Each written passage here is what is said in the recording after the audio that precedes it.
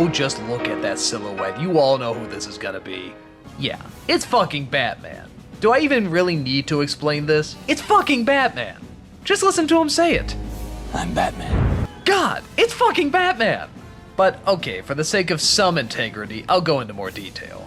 First of all, let me make it specific which Batmans I'm talking about, seeing how there are so many of them. There's a lot of good renditions, but the ones that stand out the most to me are probably the Michael Keaton version and the Kevin Conroy version.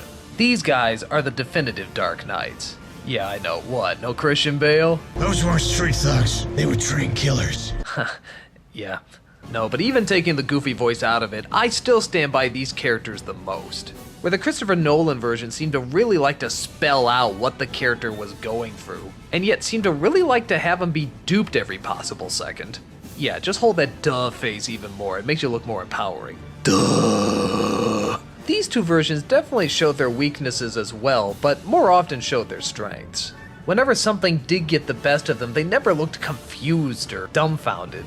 Duh! They looked determined and quick on their feet to figure out how to fix it. Whatever the case, almost nothing seemed to surprise them. And you have to admire that. In a field where you come across some of the strangest imagery you'll ever see, it's pretty cool that these guys go in with the understanding of, yeah, I was prepared for that.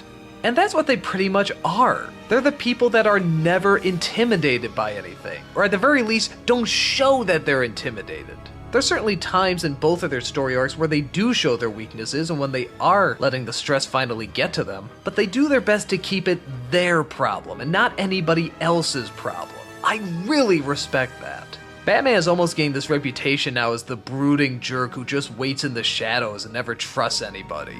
And some retellings do, I think, exploit that a little too much. But these two have it at the perfect level. They will put their trust in people, such as Alfred, or Selena Kyle, or Vicky Vale, or Andrea Beaumont, or I don't know, there's people out there.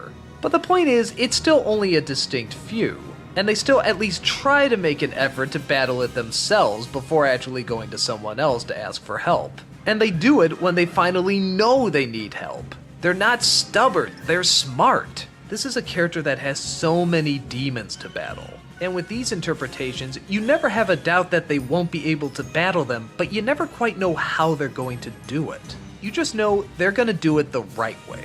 The way that you can admire, the way that's respectable, the way that has a lot of honor, the way that's not trying to impress anybody, the way that makes us look up to them, the way that makes Bruce Wayne seem like a perfectly normal, balanced guy, never suspicious or hungry for attention.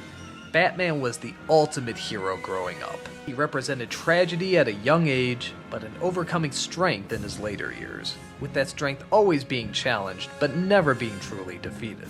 It's that kind of responsibility I looked up to as a kid, and I still look up to nowadays. The responsibility to do what is needed, whether it's with help or completely on your own. What else can I say? It's fucking Batman.